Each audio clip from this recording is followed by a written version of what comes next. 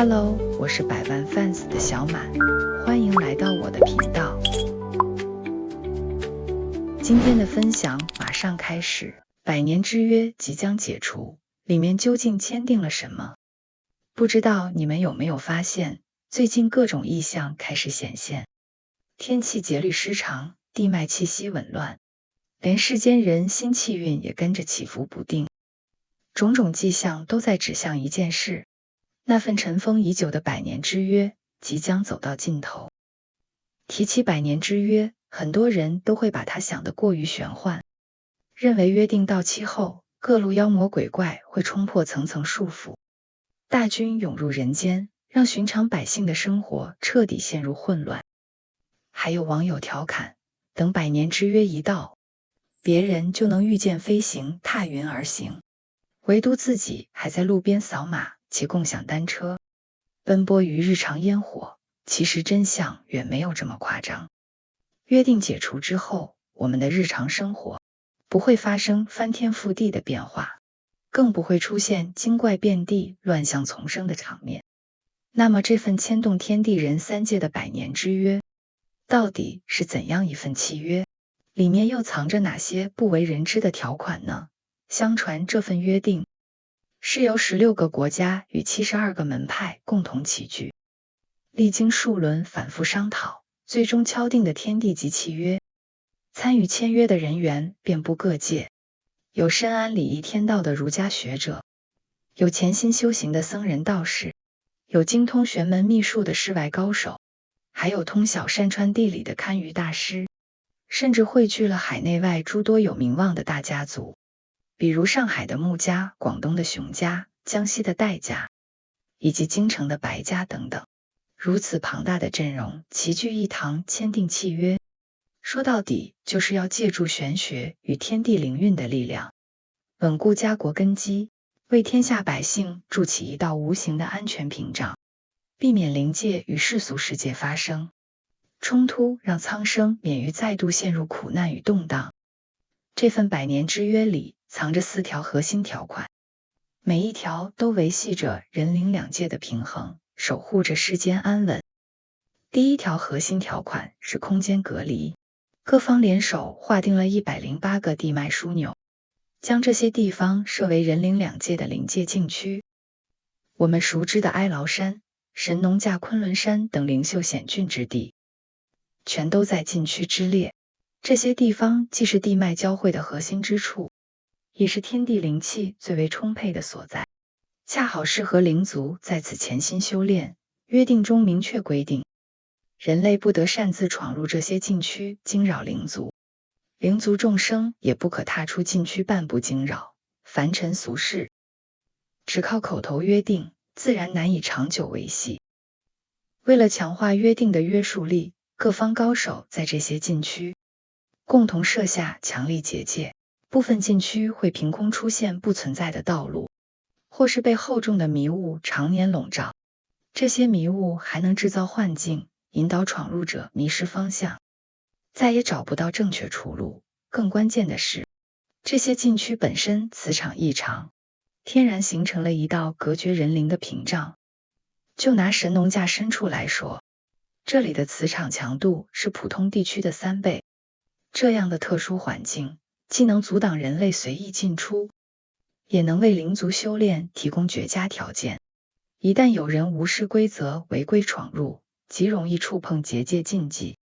引發未知的危險。第2條核心條款是能量守恆。在傳統玄學體系中，靈族的存續需要依靠穩定的磁場來維持自身狀態。以往他們常會通過掠奪森林山川的靈氣來獲取能量，這樣的行為不僅會破壞自然生態平衡，還極易引發靈界與人類的正面衝突。為此條款明確規定，靈界可以通過特定的傳統儀式獲取人類的信仰之力，比如香火供奉、誠心祈願等等。不過這條條款在最初存在一定漏洞，部分靈族會鑽規則的空子，私自開展出馬活動，假借通靈之名擾亂社會秩序。因此在約定正式生效後，各方又對條款進行了補充修訂，明確在百年之約的有效期內，全面禁止一切出馬行為。但凡有靈族或世人違反約定，都會受到對應的嚴厲處罰。第3條核心條款是建立全方位監督體系，首先由昆崙山正神坐鎮，鎮守人靈兩界的核心結界，守住天地平衡的關鍵節點。其次，設立了巡界石制度，由人類修行者與靈族代表共同組成監察隊伍，雙方各派專人參與巡查，確保監督過程公平公正，不偏袒任何一方。此外，約定中還包含諸多特殊禁忌，其中明確規定，人間流傳的頂級玄門秘術不得隨意干涉世間大事走向，那些傳承久遠的玄門世家也只能用堪輿尋脈、風水調和之類的溫和手段，在暗中為家國安穩提供助力。當年修建故宮時，京城白家就曾在紫禁城內布下北斗七星大陣，借助法陣的天地之力穩固都城氣運，這便是玄門世家恪守約定、默默守護的最好證明。第4條核心條款便是流傳甚廣的妖不入川，神不過山海關。約定中明確規定，但凡有一定道行的精怪，一律不得進入四川盆地。那些修煉有成的靈物，要麼前往昆崙山、長白山等禁區潛心修行，要麼前往渤海口定居，那裡有10萬水族共同駐守，一起守護海洋。公約甚至會主動稀釋海洋靈氣，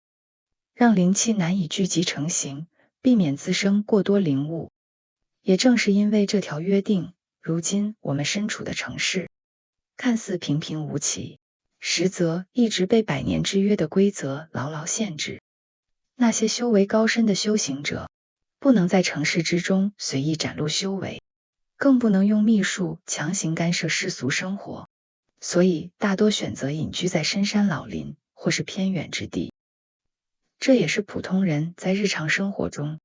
很難見到真正的修行高手，幾乎遇不到精怪靈物的根本原因。如今百年之約即將解除，